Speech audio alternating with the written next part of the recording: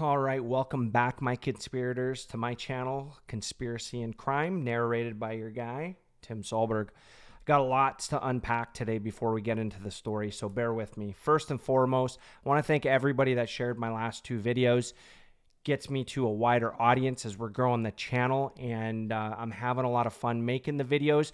I would always appreciate any feedback in the comments, what you would like to see. We'll continue to play around with some lighting, some backgrounds, things like that. But anything that would make it a little bit more entertaining or a little bit more impactful to you as the viewer and or subscriber, please let me know. So let's jump into the story today. The story that we're going to do is a missing woman out of Dubuque, Iowa, named Crystal Ann Arensdorf. And there's a lot to unpack in this story. There was a lot of stuff going on. And what is really interesting for me is that she was only 20 years old. And when she went missing, it was the night that she went out with her friends to a bar.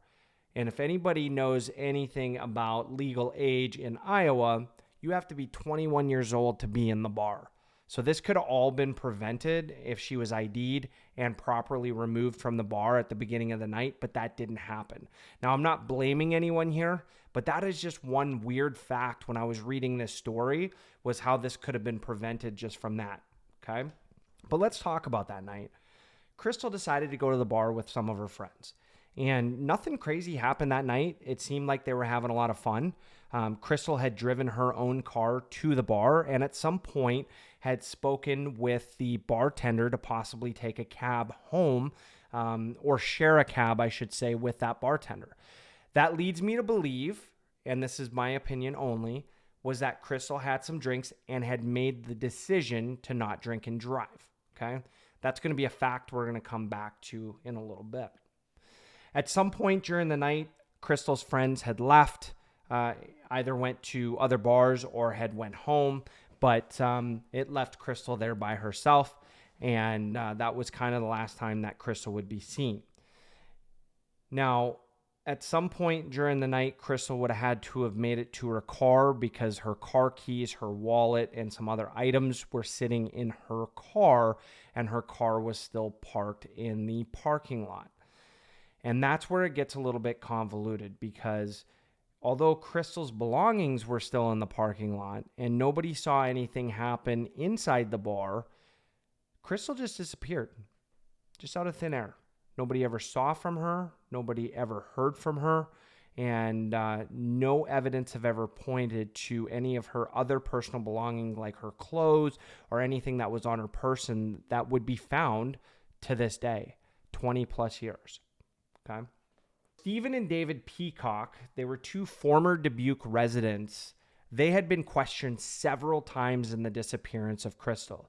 They had actually taken lie detector tests as well, which we know is not admissible in court.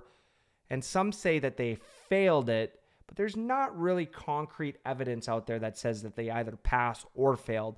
All we know is that 20 years later, after multiple interviews, ongoing investigations, which included searches and seizures at houses and vehicles for both of these brothers, that no formal charges have ever been laid. Now, it's my understanding that the brothers don't live in Dubuque anymore, but they are still considered suspects to this day, or at the very least, persons of interest. Now, when you read some of the boards, there's definitely some theories out there and some background on these brothers. I can't verify that information, so I would encourage you to just go look at Iowa cold cases, and you'll see some of the stuff on the forums, and you can form your own opinion. But for us, we're going to stick with the facts. We also know that her boyfriend was interviewed and was taken off the suspect list very early. I think it was within the first 90 days. So, you know, according to police and detectives, her boyfriend had nothing to do with this. Okay. So that's pretty interesting.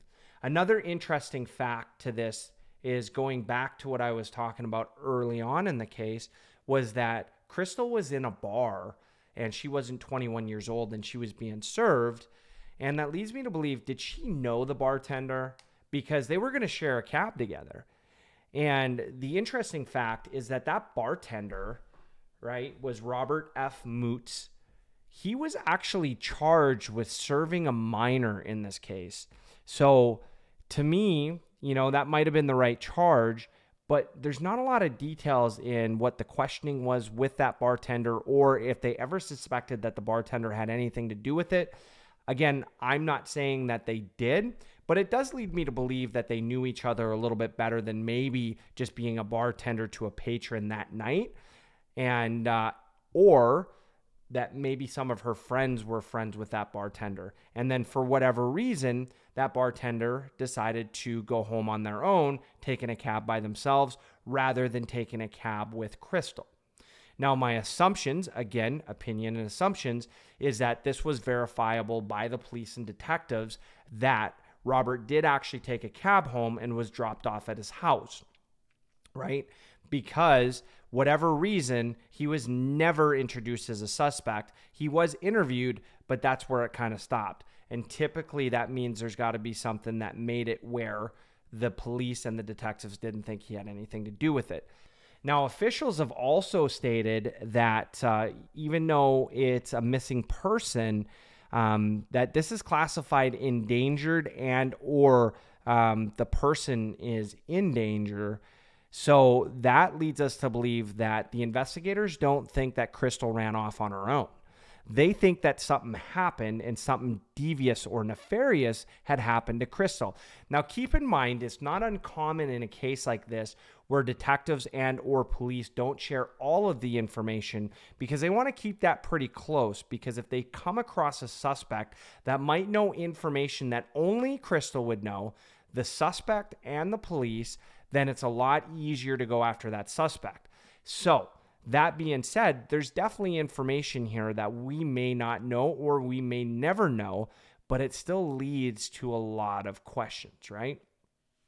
We do know that there is a reward out there for anybody that has any information to Crystal's disappearance. And there was an anonymous business that donated $10,000 to bolster that reward. And I would highly suggest to any of my friends in Dubuque, if you heard, seen, even rumors, share that information. Don't do it for the money, but just do it for the family.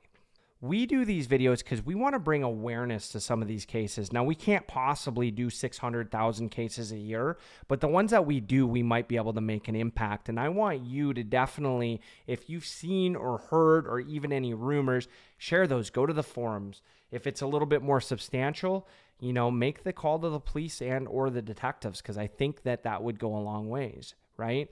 That's what we do. We bring awareness up to it as we're using and utilizing the case for case studies to really try to understand why people vanish and why people go missing. And I think the case of Crystal is a very interesting one because people saw her, right? And she was with her friends all night. And think about that, right? She was in the comfort and the safety of her friends up until some period at 2 a.m. when the bar was closing, where she made that fateful decision to leave that bar on her own. And we don't know what happened, right? We can assume that she stopped at her car because there's some belongings in her car. But where did she go after that? Did she go with somebody that she knew and that she trusted? Did she go with somebody that she met that night? Or, like some of the cases we've seen in the past, was there coincidence in somebody that was by the bar or around the bar, right? Or did she walk off and ended up somewhere that, maybe she couldn't sleep it off or drink it off or ran into an animal or whatever the case was, right? We don't know, so we can only go based off of opinion in this one. But we want to keep that awareness up and we want to keep thinking about the case because it could jar people's memories, even though it was 20 years ago.